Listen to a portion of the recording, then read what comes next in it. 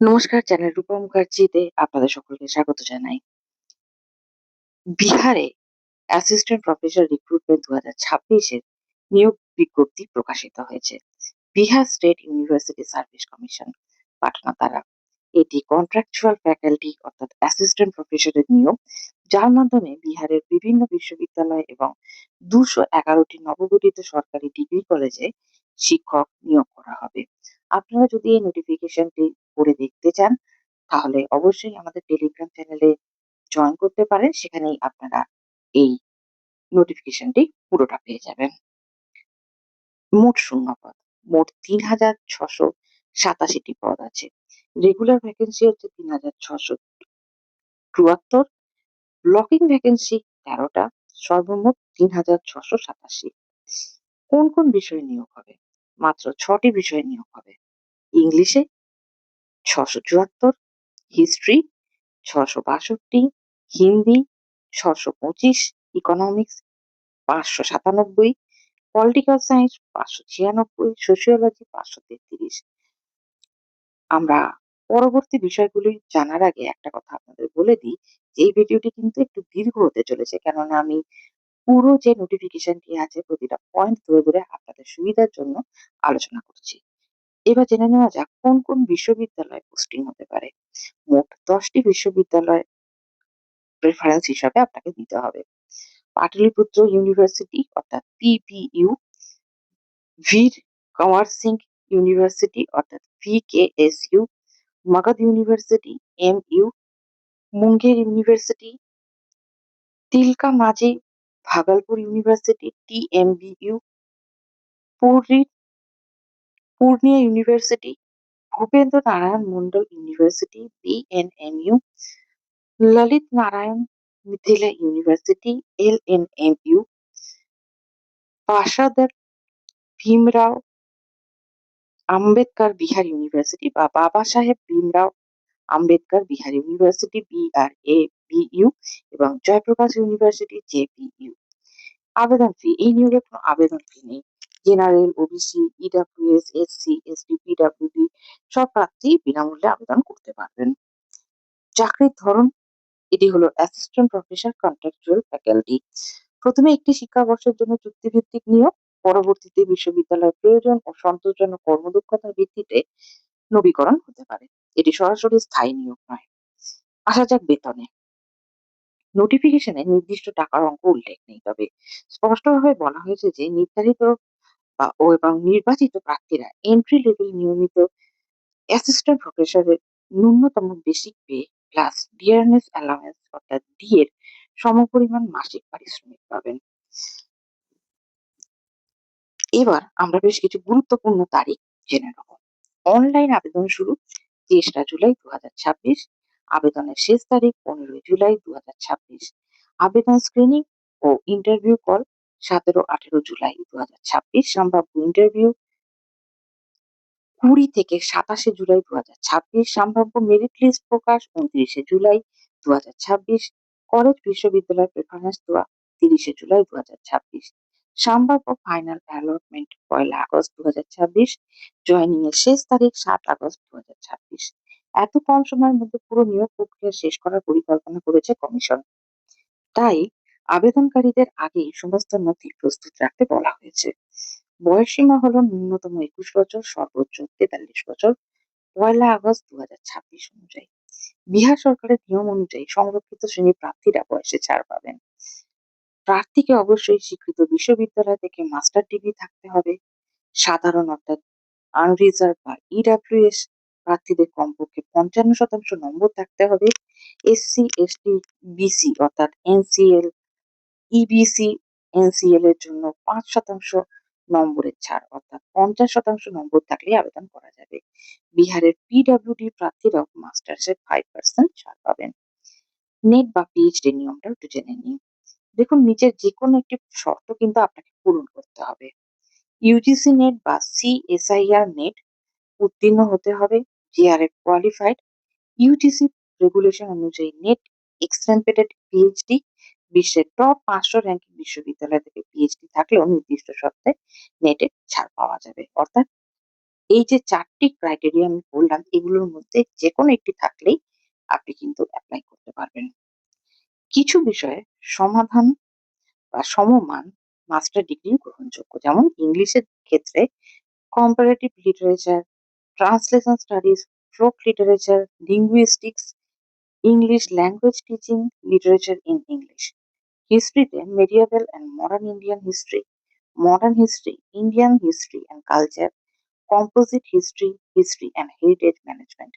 Political সায়েন্সের ক্ষেত্রে politics, international relations, public administration, রাজশাস্ত্র। ইকোনমিক্সের ক্ষেত্রে financial economics, environmental economics, business economics, applied economics. সোশিওলজির ক্ষেত্রে সোশিওলজি অল্টারনেটিভ কোর্স, অর্থাৎ শুধুমাত্র বিষয়ের নাম, নোটিফিকেশনে উল্লেখিত সমমানের মাস্টার ডিগ্রি থাকলেও আবেদন করা যাবে। এবার জেনে নেওয়া যাক কিভাবে মেধা তালিকা অর্থাৎ মেরিট লিস্টটি তৈরি হবে। এই নিয়োগে লিখিত পরীক্ষা নেই। প্রার্থীদের একাডেমিক যোগ্যতা, নেট, পিএইচডি এবং ইন্টারভিউ ভিত্তিতে মোট ১০০ নম্বরের মেধা তালিকা তৈরি হবে। আবেদনপত্র যাচাইয়ের পদ্ধতি কি? প্রথমে কমিশন সব আবেদনপত্র ও আপলোড করা নথি যাচাই করবে। যাদের আবেদন সঠিক হবে শুধুমাত্র তাদেরকে ইন্টারভিউর জন্য ডাকা হবে। ভুল তথ্য বা অসম্পূর্ণ নথি থাকলে আবেদন বাতিল হতে পারে। পরের পর্ব ইন্টারভিউ। যোগ্য প্রার্থীদের সাক্ষাৎকার নেওয়া হবে। ইন্টারভিউ বোর্ড প্রার্থীর বিষয়গান, শিক্ষাদানের ক্ষমতা, যোগাযোগ ক্ষমতা, গবেষণার অভিজ্ঞতা, সামগ্রিক ব্যক্তিত্ব এইসব মূল্যায়ন করবে। কিভাবে হবে মেধা তালিকা? চূড়ান্ত মেধা তালিকা প্রস্তুত হবে একাডেমিক নম্বর, নেট পিএইচডির প্রাপ্ত নম্বর এবং ইন্টারভিউ এর নম্বর একত্রে যোগ করে। এরপর প্রার্থীর বিশ্ববিদ্যালয়ের পছন্দ অর্থাৎ প্রেফারেন্স ও শূন্য পদের ভিত্তিতে পোস্টিং দেওয়া হবে। বিশ্ববিদ্যালয়ের প্রেফারেন্স অনলাইন আবেদন করার সময় 10টি আলাদা বিশ্ববিদ্যালয় পছন্দের ক্রমানুসারে নির্বাচন করতে হবে। মোট 10টি প্রেফারেন্স দিতে হবে। একই বিশ্ববিদ্যালয়ে একাধিকবার নির্বাচন করা যাবে না। আবেদন জমা দেওয়ার পরে প্রেফারেন্স পরিবর্তনও করা যাবে না। নোটিফিকেশনের অ্যানেক্সার 2 অনুযায়ী মাধ্যমিক ও উচ্চ মাধ্যমিকের শতকরা নম্বর সঠিকভাবে লিখতে হবে। যদি বোর্ড সিজিপিএ বা গ্রেড দিয়ে থাকে তাহলে বোর্ডের অফিসিয়াল কনভার্সন ফর্মুলা অনুযায়ী শতাংশে রূপান্তরিত করতে হবে। ডকুমেন্ট ভেরিফিকেশনের সময় সেই কনভার্সন ফর্মুলা দেখাতে হবে। গ্র্যাজুয়েশন ও পোস্ট গ্র্যাজুয়েশনে শুধুমাত্র একটি ব্যাচেলর ডিগ্রি এবং একটি মাস্টার ডিগ্রির তথ্য দিতে হবে। এবার আসা যাক নেট পিএইচডি সম্পর্কিত গুরুত্বপূর্ণ কিছু নিয়ম যেগুলো বলা আছে। আবেদনপত্রে NET, CSIR NET, JRF, PhD সংক্রান্ত অপশন সঠিকভাবে নির্বাচন করতে হবে। যদি নেট এক্সটেম্পেটেড অর্থাৎ ইন্ডিয়ান পিএইচডি অপশন নির্বাচন করেন তাহলে বিশ্ববিদ্যালয় থেকে প্রাপ্ত net examination 5 month certificate upload করা বাধ্যতামূলক। এই নথি না থাকলে আবেদন গ্রহণ হবে না। এখানে আমি একটা কথা আপনাদের বলে দিতে চাই। অ্যানেক্সার 2 এর যে পৃষ্ঠা 15 থেকে 23 আবেদনপত্র কিভাবে পূরণ করতে হবে, কি নথি লাগবে এবং যোগ্যতার নিয়ম বিস্তারিত রয়েছে।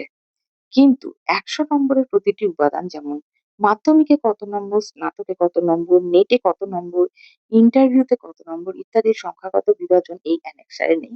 সেটি মূল ব্যক্তিত্বের মূল্যায়ন অংশে থাকলে থাকতে পারে। এবার আমরা নোটিফিকেশনে অনুযায়ী আবেদনের সময় কোন নথি লাগবে, রিজার্ভেশন কিভাবে মিলবে এবং কোন ভুল করলে আবেদন বাতিল হবে সেগুলি বিস্তারিত জানবো। আবেদন করার সময় মোট 21 ধরনের নথি উল্লেখ করা হয়েছে যা সকল প্রার্থীর জন্য বাধ্যতামূলক। 1. পাসপোর্ট সাইজের রঙিন ছবি। 2. স্বাক্ষর। 3. জন্ম তারিখের প্রমাণ। 4.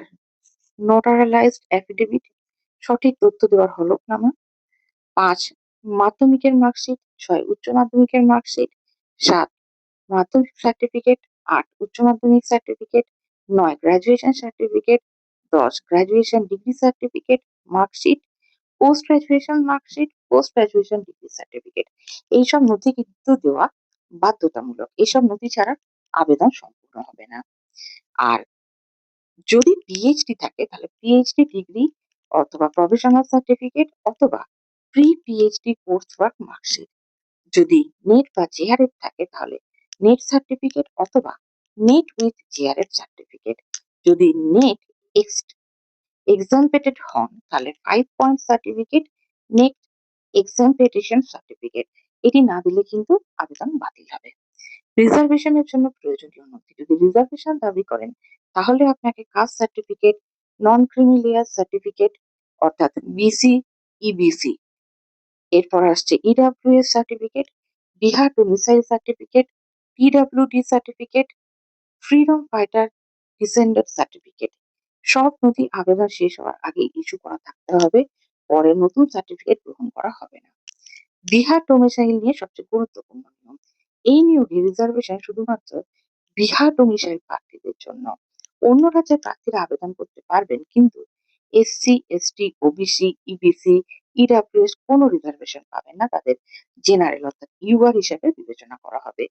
তাই আপনি যদি পশ্চিমবঙ্গ থেকে এই ভিডিওটি দেখছেন তাহলে আপনিও আবেদন করতে পারেন, কিন্তু আপনি যে ক্যাটাগরিরই হন না কেন আপনাকে ইউআর অর্থাৎ আনরিজার্ভে অ্যাপ্লাই করতে হবে।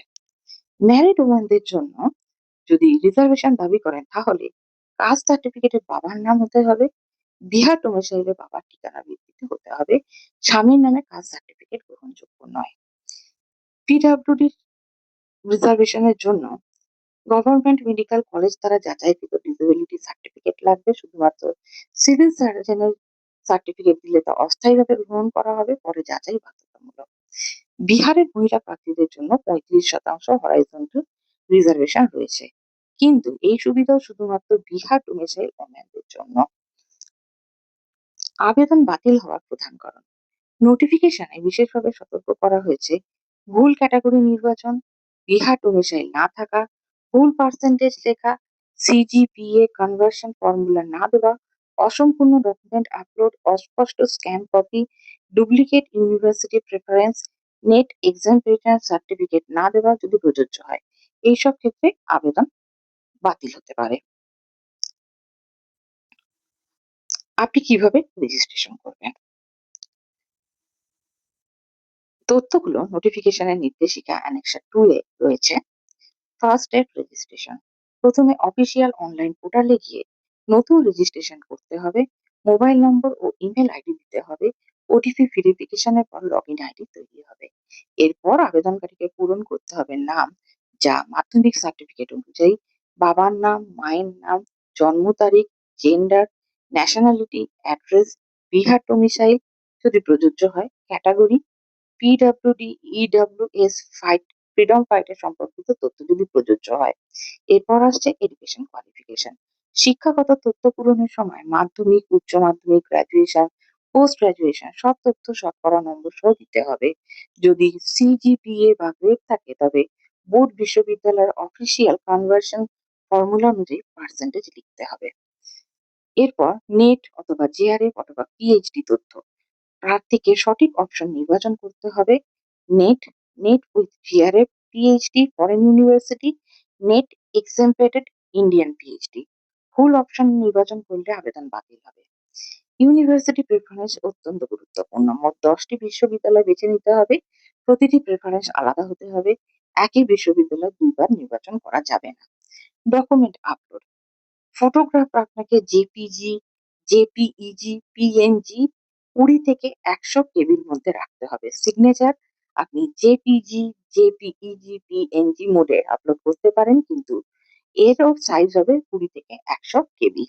অন্যান্য সার্টিফিকেট আপনি পিডিএফ অথবা জেপিজি অথবা জেপিইজি অথবা পিএনজি 20 থেকে 500 কেবি অথবা 100 থেকে 500 কেবি নথির ধরন অনুযায়ী আপনি আপলোড করতে পারবেন। ফাইনাল সাবমিশন করার আগে সব তথ্য ভালোভাবে মিলিয়ে নিন। ক্যাটাগরি, পার্সেন্টেজ, ইউনিভার্সিটি প্রেফারেন্স ও আপলোড করা ডকুমেন্ট আবার পরীক্ষা করুন। ফাইনাল সাবমিশনের পরে পরিবর্তনের সুযোগ নাও থাকতে পারে। সবকিছু আপনি কিন্তু সাবমিট করার আগে একবার ভালো করে মিলিয়ে নেবেন।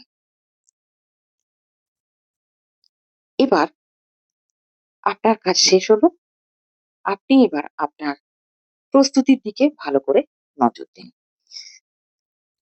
আর আপনাদের যদি এই বিষয়ে কোনো প্রশ্ন থাকে অবশ্যই আমাকে জিজ্ঞাসা করতে পারেন। আমি যথাযথ উত্তর দিয়ে আপনাদেরকে সাহায্য করব। সকলে ভালো থাকুন। ধন্যবাদ। নমস্কার।